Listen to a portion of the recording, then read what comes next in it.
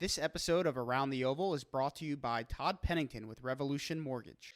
Hey, Ohio State fans, Alex Gleitman here, back with another edition of Around the Oval, brought to you by Todd Pennington with Revolution Mortgage. Really exciting weekend for Ohio State coming up. The Buckeyes have hosted 3 camps over the last week and a half or so, starting to get prospects on campus and work them out and throw out offers. It might result in some commitments, but this coming weekend, Friday, June 10th, through Sunday, June 12th, is a big weekend for Ohio State. It's their first official visit weekend. It's not going to be the volume that the upcoming 2 weekends are going to be, but they have 4 big-time visitors coming in.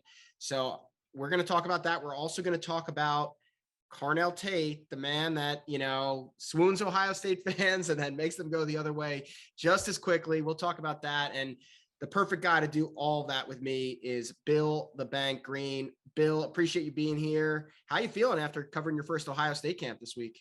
Yeah, did well. Had a little trial run last Friday at Walsh College, seeing my buddies from Boston College were there and a lot of MAC guys, and I didn't really prepare well and didn't handle it well. And, with my back situation right now, I have to think, I have to sit a little bit. I can't stand in the same spot for, 10, 15 minutes about it, not 2 or 3 hours, and just have to be smart about how I do things. And I think I learned a lot last Friday for yesterday at Ohio State, and I'm looking forward to going back next week. Everything's good. Felt a little beat up when I got home last night, but bounced out of bed this morning and man, feeling good. So ready to get back. That's great to hear. I think your coverage is always great from the camps, and I'll have to get out there next year, have to plan better ahead of time. But it's always better when you can, there's some camps out here I'll check out and things like that, Rutgers and whatnot. But it's always better when you could get out and see these kids versus watching the film or what highlights and things like that. Yeah, they change. We're watching film now. You're seeing film for the most part of last September or last October. And now you get the updated version, my God, 8, 9 months later. And it's like, well, that's a different kid. That is not the kid I saw on film, so, and sometimes they are the same kid you saw on film. There's like no improvement at all. The body's still the same. And it's like, what have you been doing for 9 months, kid? So that's why I love seeing him in person, but, and Ohio State gets to see some dogs in person this weekend, They do that official visit weekend as well as anybody in America. I always look forward to these official visit weekends, especially the kids that kind of come in like with someone else as a leader or totally wide open. And I mean, Mark Pantoni and that staff, they do these official visits. I always say as well as anyone in America. And I think it's true. I met Mark back when he was at Florida, and I'm talking 15 years ago, maybe, and I've watched him grow up in this business, from like a young, well, I don't want to say young punk. He's never been a punk.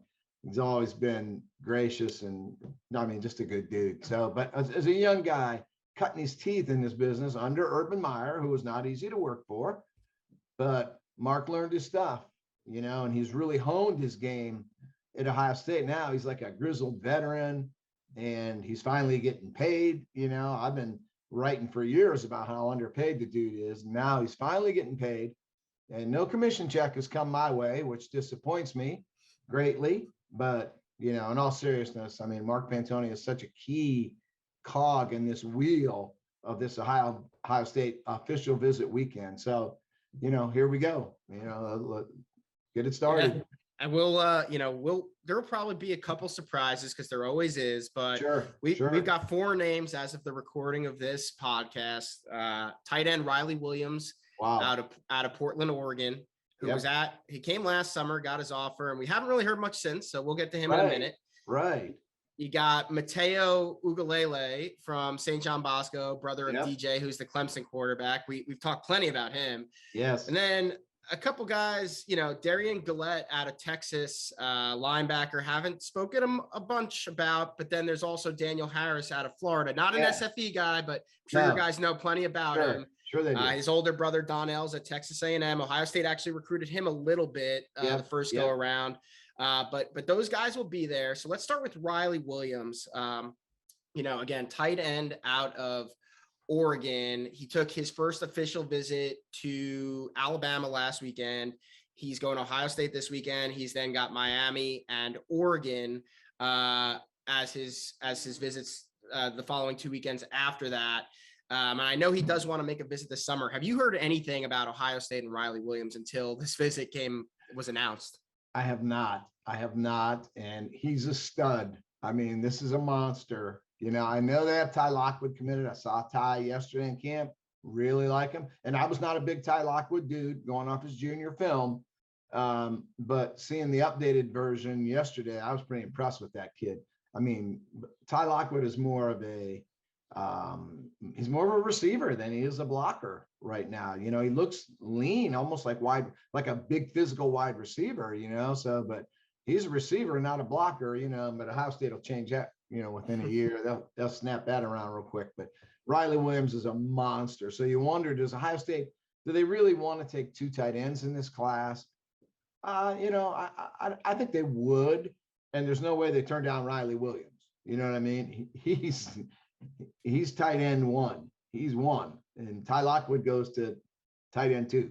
If you can get this guy, I mean, I think Alabama's the leader here, which surprises me. You think a kid from Oregon who's probably grown up just dying to play for the Ducks.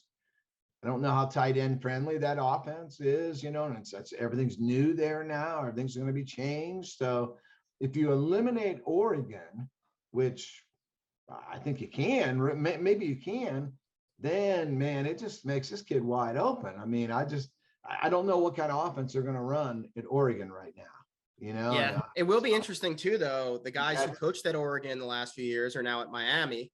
And he will be at Miami in a couple of weeks. So the relationships there with, you know, maybe. Don't cut out Senor Ruiz in charge of NIL down there. You know, like I think Miami has a shot. You know, I would think that the relationship has to be strong, you know, with Mario, you know, now at Miami, stronger than it would be with that new staff at Oregon. So people say Bama could be the leader. I say watch out for Miami, because he would have, like you mentioned, you know, the relationship's going to be there. And then if you need a little NIL bump to push it over the top, Mr. Ruiz is not one to trifle with. He's got money and he wants to spend it, you know, on NIL. So, you know, but Ohio State does these official visits. They know how to do them. They're great at it. So I wouldn't say they're a favorite to land Riley Williams, but if we do this podcast next Monday, I might change my tune. Just I was going to say on how they do their visits. Yeah, I was going to say 2 things. I was going to say, one, I think we'll know a lot more about where Ohio State stands with Riley Williams after this weekend. I think the people we all talk to are going to say like, oh yeah, we have a legitimate shot here, or they're going to be like, nah, you know, he's going elsewhere basically. Yeah. But what I do love is that this isn't his first. It's not just like I threw Ohio State on my list because they're a name and I'm taking a visit there. He was here last summer in June, and he earned that offer. Right. So I think that, you know, at least that's big to have had him come out before on his own dime and now follow that up with the officials. So we'll see where it goes. But, you know, a guy that I think we do have a little bit more knowledge of is Mateo Ugalele out of St. John Bosco. Bill, tell me what you're hearing about Mateo. They're right there. I mean, that relationship with LJ is so darn strong. I think they're right there. And I know a lot of people kind of have mentioned Alabama for a long time, and that is not what I'm hearing at all. I'm hearing that the competition for Ohio State is going to be USC. It's a different USC right now than it has been the past 4 or 5 years. So, I mean, the kid's a stud. I mean, there's no doubt about it. He's a monster. Just like, you know, we talked about Riley Williams, a monster. This kid's a monster. So I love the kid. We love seeing him in camp last year. He busted his tail, and that connection with LJ is so strong. But, you know, he's heavily into music. And you know that USC is they're gonna, you know, they'll have him as, you know, they'll have an album ready for him, you know, by next week. So I worry about that. You know, does the new USC, you know, change the way he looks at USC? A year ago, USC didn't look so good, you know, so we'll see. But the connection with LJ is so strong. He's been here before. He had a great visit when he was here before. His dad was with him. You know, we talked to Big Dave, and Big Dave sure seemed impressed by Larry Johnson in Ohio State as well. So I don't know. Is Ohio State the leader? Possibly. If I did my yes, no, maybe, I would have this like possibly, probably Ohio State is the leader, and they're going to do this visit well because they do them all well. So they have a definite fighting chance for this kid, and man, would you love to have him.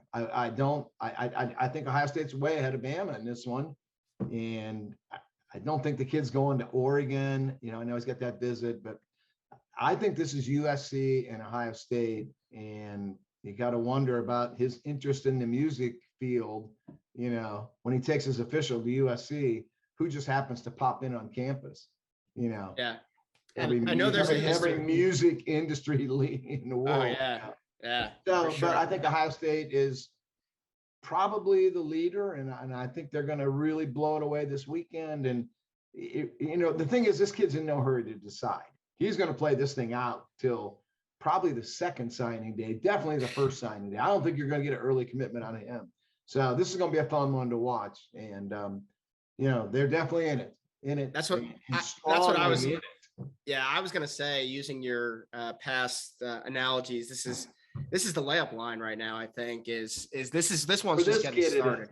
For this kid. Yeah. So these official visits are great. I imagine he'll probably take a round of game visits in the fall, and Absolutely. He'll have the in-homes. And even if he's enrolling early somewhere, he won't announce that till the All-American game. And we've seen this movie before. We know how it goes. Yeah, but I do think Ohio State, I would say, gun to my head, I have them as the leader, slight leader. Absolutely. Today. Absolutely. There's no Bama visit. I think Saban's trying to hold that visit for the fall. Probably. And Nick Saban, so you can never count them out. I think they're in this. I think I probably agree with you right now. I'd say Ohio State, USC, Alabama, Oregon in that order is what I'm thinking right now. USC concerns me just from some of the things I've heard. It has to be. I mean, you put staff to staff on the West Coast. I mean, are like, USC wants this kid desperately. They want him desperately, and they're going to fight it out. I mean, and they have a lot of advantages that they can pull, and they're going to pull them. I can only imagine who he's going to bump into on his visit to campus. Like, oh, Snoop Dogg happened to be here today. What the heck? Where'd he come from? So stuff we haven't seen since Pete Carroll was. They'll roll that crew out again. Yep.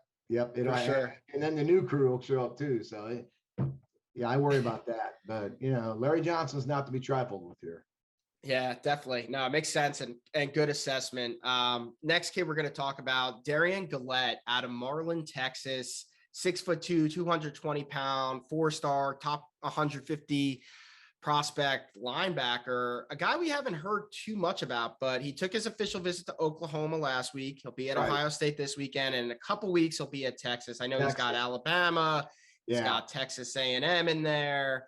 I think those are really kind of the five that he's focused on for the most part right now. But I haven't heard a ton about this kid being a realistic option. I've heard obviously Tackett Curtis and Raul Aguirre and a couple other guys like that, but I have not heard Darian Gale from people I've spoken to. Have you heard otherwise?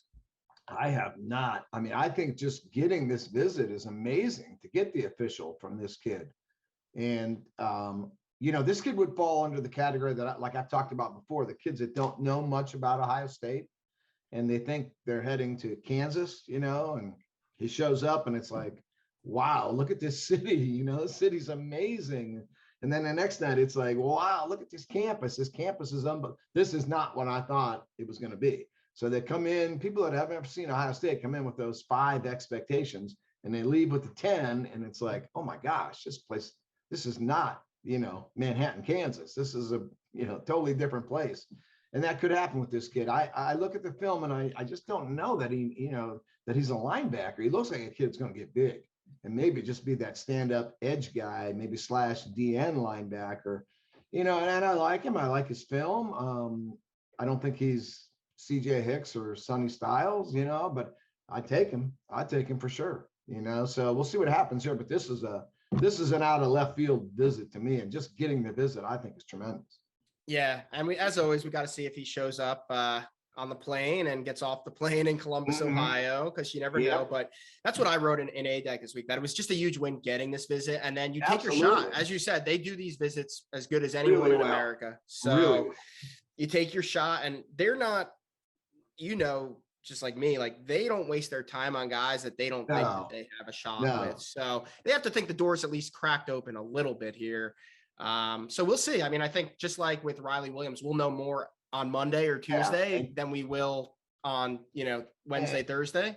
And maybe with Gillette, maybe there's a connection to Jim Knowles that I'm not aware of. He has a ton of respect for Knowles, and it's like, I got to go see what this guy's got going on at Ohio State, because maybe, I don't know what if there was a connection there, but you have to think that Southwest deal, played a part in this, and he has to be aware of the defenses Jim Knowles put out, at Okie State. So yep, I think you got a shot. I think you got a shot. 1,000% agree. And last guy, we'll talk about official visits, and we'll quickly touch on Carnell Tate before wrapping. Daniel Harris out of Miami, Gulliver Prep. He went to Michigan last week. He's got Ohio State, he's got Georgia, and then he's got Penn State visits lined up. I'm being told those are pretty much the four, and then Texas A&M is still in the mix because of his brother, but I think that's more out of respect and just I don't think he's going to A&M. I'm hearing Georgia's the team to beat right now, and I think Ohio State though is the team with the best chance to change that. Is that what you're hearing from your guys down in Florida? Well, yeah, and they like him, even though he did not play for South Florida Express, but those guys know him. And the thing about Daniel Harris is Gulliver Prep is a very high academic school. So, the kids in the Miami area, they're always going, and the funny thing is there's not open enrollment in Miami, but everybody goes everywhere. They switch. Some kids go to school, 4 different schools, but nobody goes to Gulliver unless you have academics. Okay. There are I won't name schools, but there are other schools you would go to if you were a guy that struggled in the classroom or if academics weren't important to you. So when I see Gulliver Prep, I immediately think, no worries about qualifying out of that kid. If he's Gulliver kid, he's high academic kid. And then you see him visiting, Michigan, Ohio State, Penn State, so I'm also hearing that Georgia feels they have this kid on lock.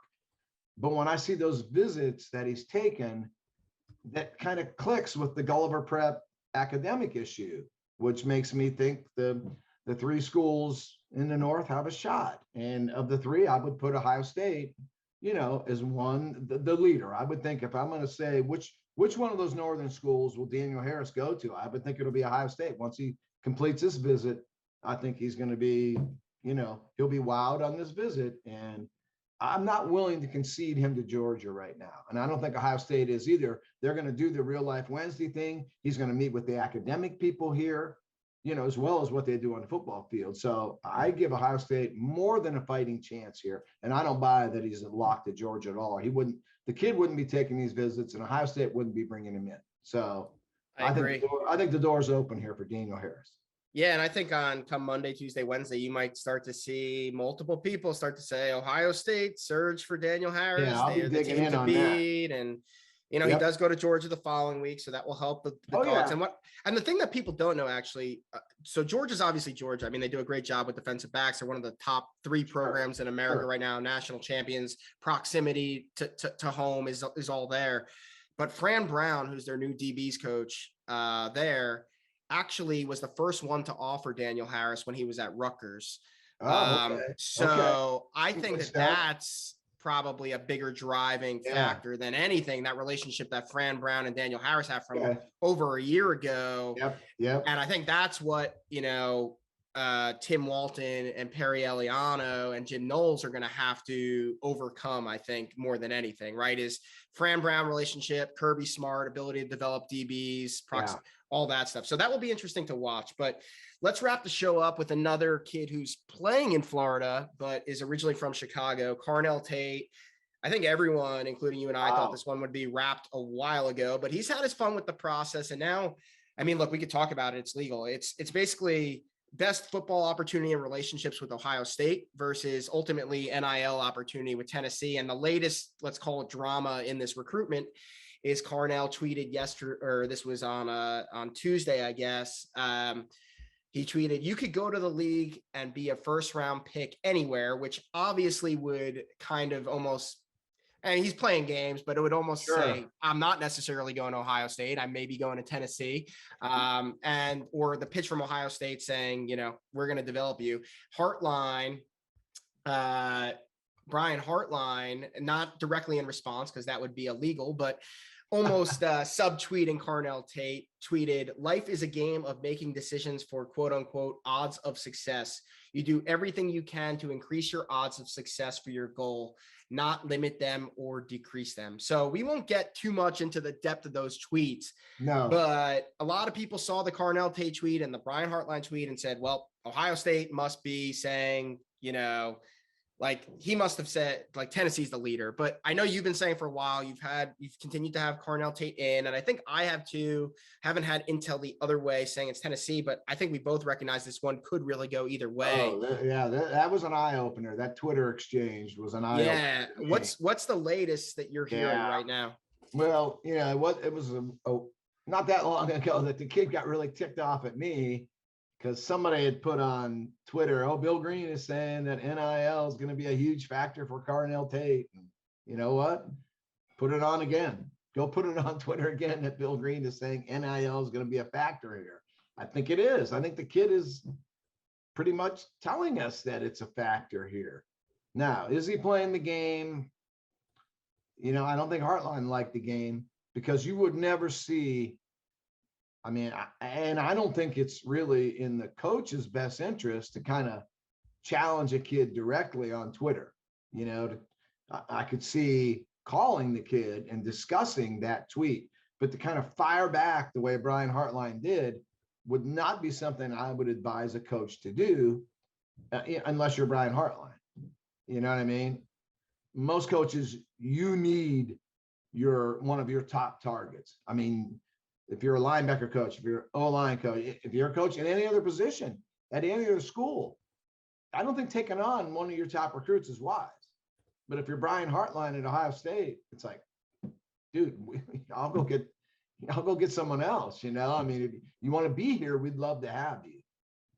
But stop playing the game. I think Brian, I think him firing back like that, I don't think it's an accident. I don't think Brian Hartline is someone that loses his cool, loses his temper, and acts irresponsibly. I think you have to think that was a message, and we're just guessing here. I haven't talked to Brian about it. He's not going to talk to me about that. But, I think sometimes, I think they're both right too. If you're in a position of strength, which Brian Hartline is in a position of the most strength of any assistant coach in America, I think you can do that, put that shot out there, and I think it, maybe it was done to kind of show other wide receivers in America, hey, we're open for business here.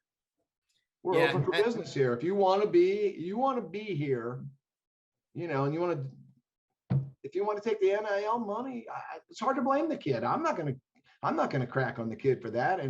But I have to think the NIL money would be bigger at Tennessee than what it would be at Ohio State. Yeah, so but I also think go, and he can make the NFL from Tennessee. You know what I mean? If you look at the NFL rosters, they're not just every starter in the NFL is from Ohio State. But I think Brian's tweet was very poignant, and I agree with that. Set the odds for success. I think that's so huge with these kids. So we'll see. I still have them to Ohio State, but we'll see. Yeah. And what I was going to say is I think that both of them are right. Carnell Tate could go to Tennessee and be a first round pick. Hey man, I'm with you on that. Great statement. Brian Hartline is 1,000% right that absolutely your likelihood to be a first round pick is better with us. So look at the numbers. Look at the numbers. It's not like Hartline is sometimes these coaches get into a little bit of trash talk, a little big talking. That's not big talking. That's math. You know what I mean? You can 1,000%. Look at Olave and Garrett Wilson and who trained Jamison Williams for 2 or 3 years. That was Brian Hartline. Those are all first round picks. And then list the Tennessee first round picks at wide receiver. It's not trash talking. It's not being nasty. It's facts. It's being factual. Yes. Yeah. And like you said, I think you made a tremendous point there. Both people are right. Both parties are right here. Yeah. So, it's just going to depend what, at the end of the day, when he sits down to make that decision, is it that NIL opportunity to secure your future before you even step on a college football field? Or is it trusting the relationship, trusting the process, knowing you'll get yours at Ohio State? I mean, CJ Stroud just got a Bentley and has made over $1 million, Yes. But, it may not be as much, but you're going to get probably develop better as a coach, and you're going to have better opportunities, better playmakers around you, better chance to win national championships, Big Ten championships, et cetera. The proof is in the pudding at Ohio State. So it will be interesting to see. I think we got to dig into it. My gut is telling me this one's trending a little bit toward Tennessee more than I ever thought. But I think Carnell's a little bit of a game player too. So I gotta dig into this a little bit. Yeah, me too. He is a game player. And the people that have kind of been my sources on this are kind of throwing their hands up now. So I'm not getting much help right now. And I want to be clear, there's no criticism on either of us on Carnell Tate right now. Everything this kid has said, I agree with. You know what I mean? He can make the league, and eventually making the league is up to you. And agree. That's how we see kids from all over, small schools, big schools, intermediate schools, make it in the NFL, make it big in the NFL, playing Pro Bowls in the NFL. So I think what Carnell Tate said is right. And if Carnell Tate does make a decision based on NIL, I'm not going to argue with that. Who am I to spend his money, his family, setting up his family financially? Who am I to have any kind of criticism or say in that? So, and he can make the NFL from Tennessee. It's a freaking SEC, so yes, he can make the NFL from Tennessee. No criticism from me at all. And I hope it didn't come across that way. No, and I'm with you. I think you said it perfectly. Both parties are right here. Both parties are right. Yep. No criticism at all, either way. 1,000%. And it will be interesting to see how this one plays out over the next few weeks, months, however long this one goes. It will also be interesting to see how those official visits go this weekend. Yeah. We'll have full coverage of those, Bill, myself, Mark, Kevin, Tony, Tom have been great also chipping in with the recruiting stuff, going to the camps, things like that. So we'll have full coverage on BuckeyeScoop.com. But thanks, Bang, for joining. Thanks, listeners, as always. And we will see you next week. This episode of Around the Oval was brought to you by Todd Pennington with Renovation Mortgage. If you've been thinking about refinancing or buying a house, check out our sponsor, Todd Pennington with Renovation Mortgage. They offer low rates for refinancing and home purchase loans, including first-time home buyer programs, down payment assistance, and cash-out home equity loans. Check out revolutionmortgage.com/tpennington.